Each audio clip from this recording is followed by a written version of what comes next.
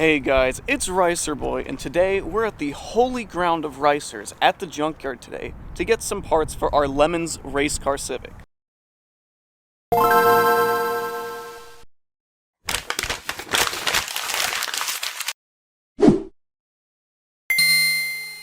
It's always a fun time seeing what cars we have here, and we have quite the list of parts that we're looking to get. When it comes to our Civic, which is a 5th generation, there are a ton of Honda models that use parts that would be of use to us. So we're going to be on the lookout for other 5th generation Civics, 6th gen Civics, Integras, and other Hondas that can offer us some good parts at a fair price that we could use for the race car. You know, I have a feeling that this Monte Carlo used to be red, and then it might have faded into pink, or someone just spray painted their entire car this color. Either way, it's an odd find. You never know what you might find here hiding in the Junkyard. This right here is a Nissan Datsun 200SX. So this is quite an old car here. You can see it was still called Datsun back then. And then over here, we've got a Z. I think it's a 240 or 260. It's actually a 280. A Porsche 944. And if you look at that right there, that is a C6 Corvette. So that's what the frame of a Corvette looks like when there's nothing else left on the car. It's surprising how many 280ZXs there are here. I mean, I really want one as a project. I do think that they're cool cars. So we have successfully made it to the import section, and we think we have located our first contender donor car. So this is an EF hatch, so that's a 4th gen. You know, that is not stock suspension. Oh. So nothing left in the engine bay, but the suspension components might be useful to us. So we've got a good find because here we've got something that we can attach a sway bar to. So everyone, I think I figured out why there is a hole for a rear sway bar and that there is aftermarket suspension on this. And that's because what we found is a 4th generation SI.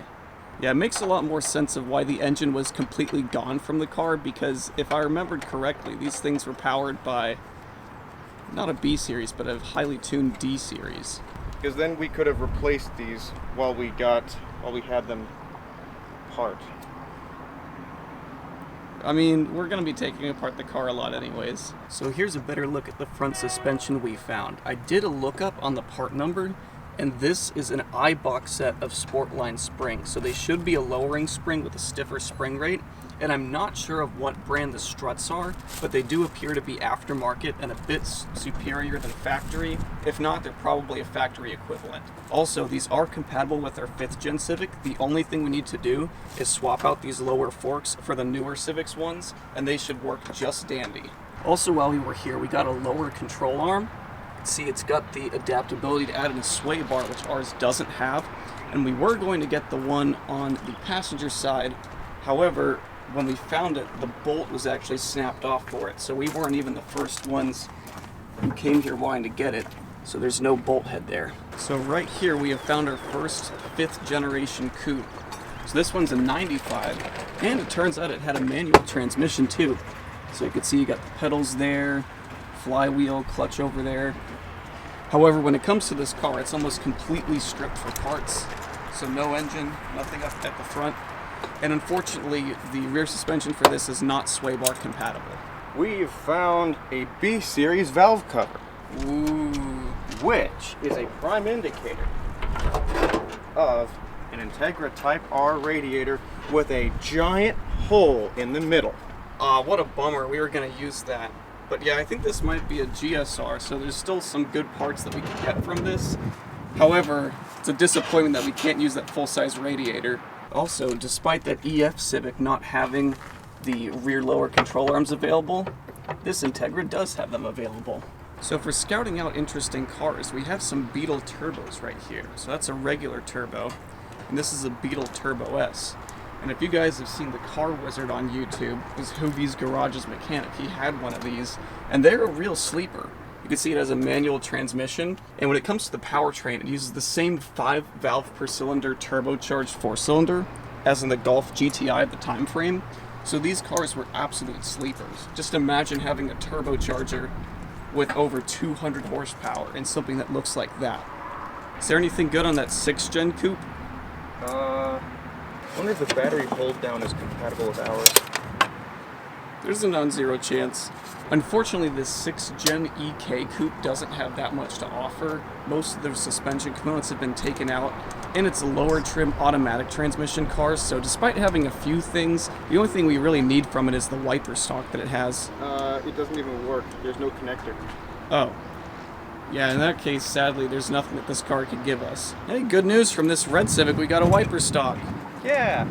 But this one is just a 99 LX sedan, nothing too special. The only thing that's interesting about it is despite the fact that it has an automatic, it does have the D16 Y8, which is a slightly more powerful 4-cylinder that they gave these things. Now this right here is an Acura TL 3.2, and what you see right before you is a J Series V6. So I was joking that what would be insane is if we managed to swap one of these engines into our lemon Civic. You know, sometimes you go to the junkyard and you wonder what happened to this car, and this Hyundai Veloster got burnt to a crisp. Like, this is toasted marshmallow. Like, look at all the congealed, melted mess of all the plastic. Yeah, that's why despite all of their improvements, sometimes I'm a little bit doubtful of things that are Hyundai. So this is just another 6th gen sedan. Yes, with a really weird manifold. Yeah, that's bizarre. I mean, this is one of the first D16 cars, so a lot of Honda guys will swap over the cylinder head from this bigger engine to the smaller engine that we have in our Civic. But it's your typical 98 sedan, nothing too interesting. So RX-8s are always a really common sight in the junkyard with the Wankel engine that they have. And of course, if it has an automatic transmission, there's not many people that want to put up with the sort of maintenance that these things require.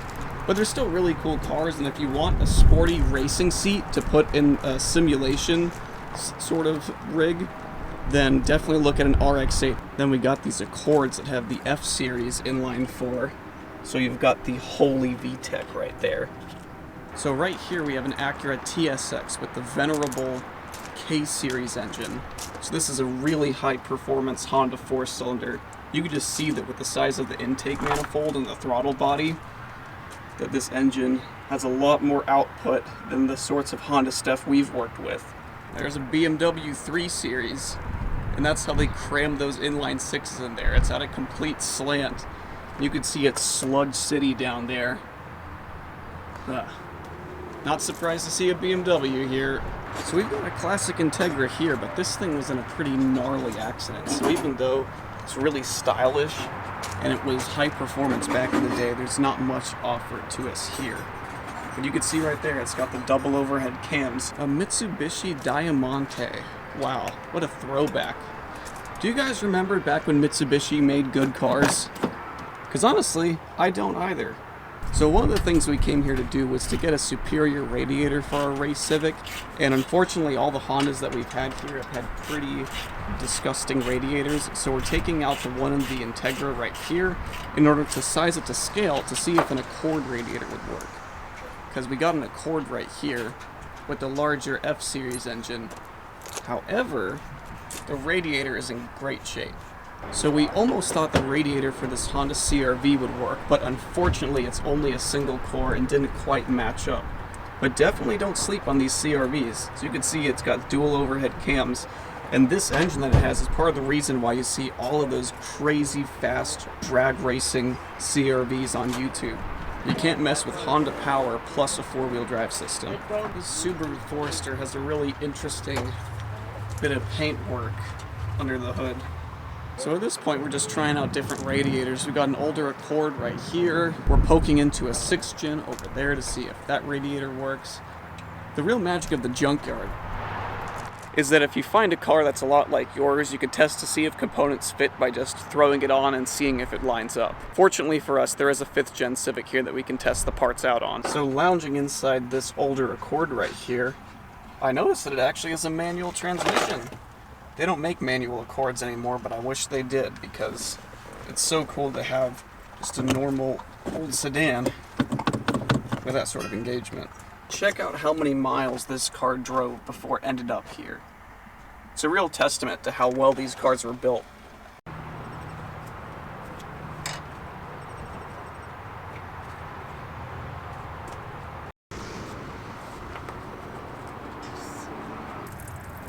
Well, Greta Thunberg wouldn't like this. How dare you!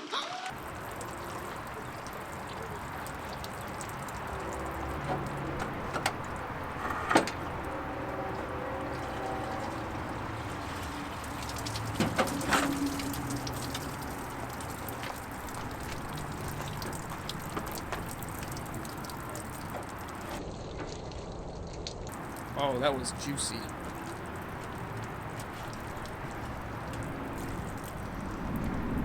Okay, here's the moment of truth. Test mounting the Accord radiator into the 5th generation set.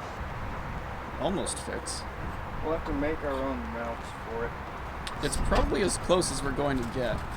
Well, we managed to get most everything we came for. The only thing that we kind of wanted but couldn't get is that from a Mazda RX-8 we were going to get some oil coolers that they had, but we didn't have the right tool in order to take them off. So next time we're here, we're probably going to get those to help with cooling for the car. After all, we really like going to the junkyard, and from what I've seen when it comes to engagement and views, you guys like going to the junkyard too, so this hopefully won't be the last time that we'll be here.